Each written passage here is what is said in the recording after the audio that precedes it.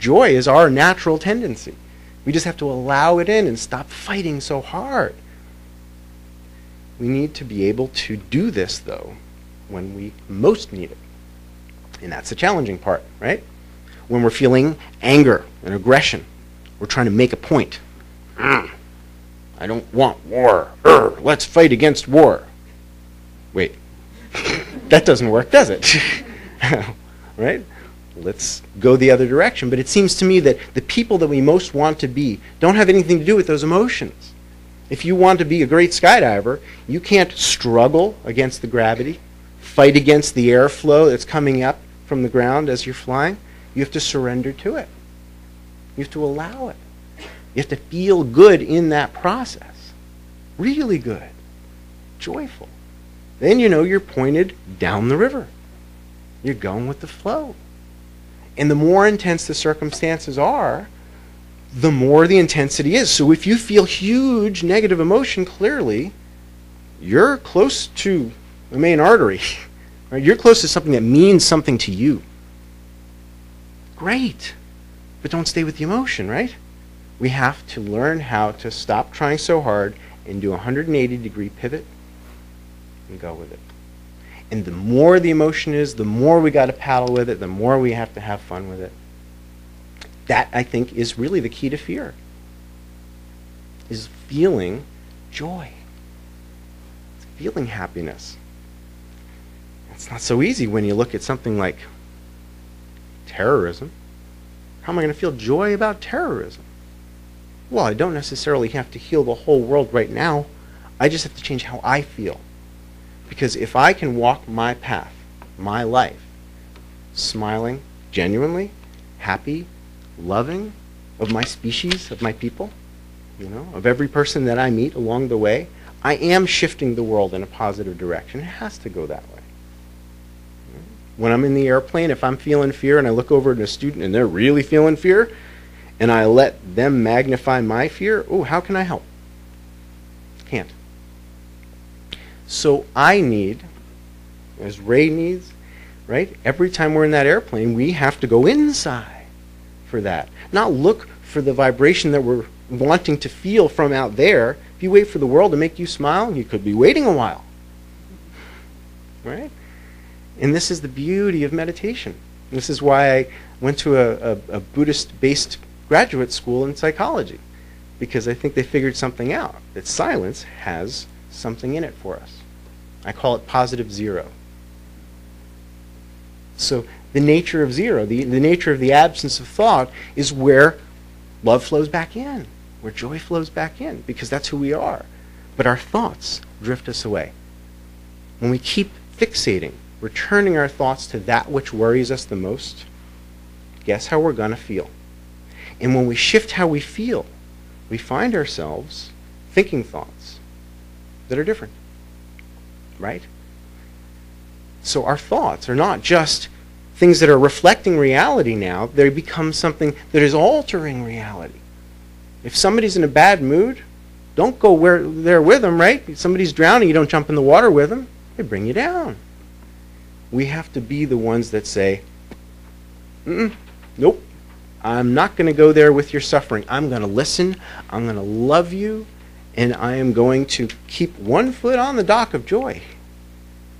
Because that's what we're here for. That's the joy that connects to the appreciation of life, that connects to love, that connects to even grander levels of love, that connects to the big.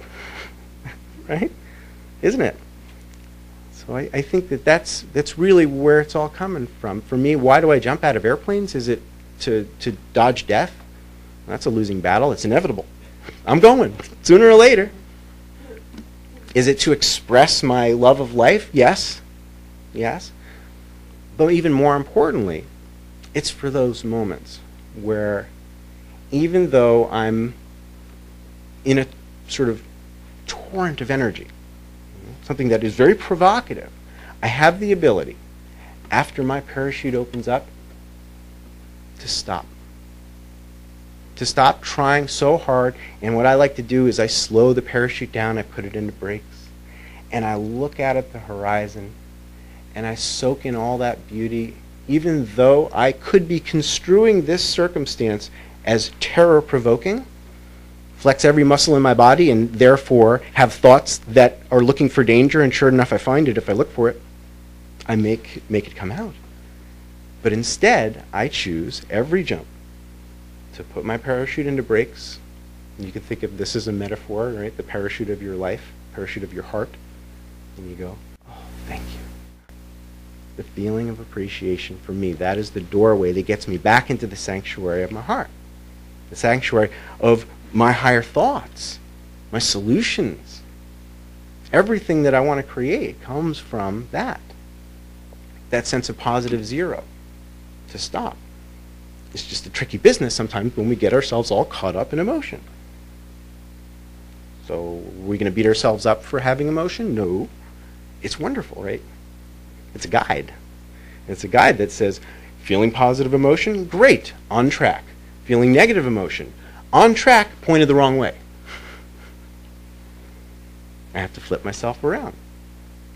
So if I'm going to leave you with a couple of things, just a couple of thoughts that maybe will pop up for you sometime when you find yourself driving in a torrential downpour, or anything else that might be fear-provoking. You're walking on a dark city street and you see a homeless person. Different ways to handle this. First thing is, obviously, I think I've said it enough, slow down. Relax.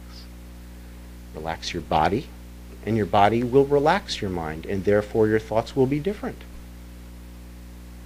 It's like the plant. Bad soil, bad plant. We have to change how we feel, and the thoughts that occur to us are totally different. If we want to walk down that dark city street and see that homeless person, and instead of contracting and shriveling up back inside of our snail shells, instead we say, hey, what do you need? Or stop off at the store, get something that maybe they would need, and bring it to them. It feels so good and so scary.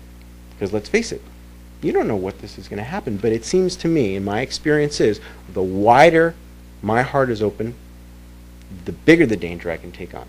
I can walk right through fire. That's what it feels like. Well, I have walked across hot coals. That's fun. Scary. But I have to be expanded.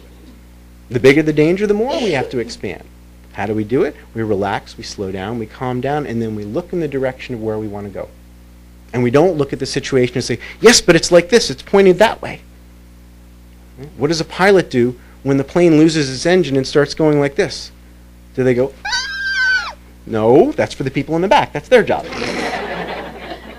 Right? The pilot's job is focus your mind, keep your breath under control, look for the answers, know that you're the one that is going to make it happen.